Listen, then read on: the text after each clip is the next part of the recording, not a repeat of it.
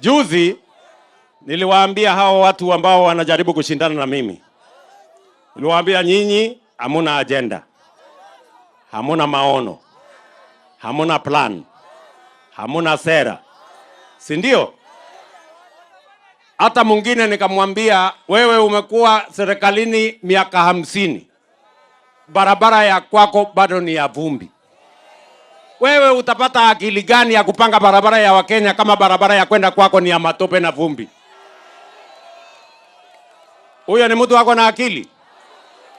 Ati amejaribu kunijibu. Ati amesema ati sio 50 years, ati ni 40 years. Sasa nimuulize my friend.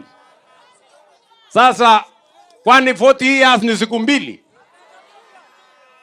Unahitaji miaka ngapi my friend? 40 years hujafanya. Unahitaji miaka ngapi ndio upange barabara ya kwenda kwako? Kabla hujakuja kushughulika na mambo ya Wakenya, please jaribu kushughulika na mambo ya barabara kidogo ya kwenda kwako.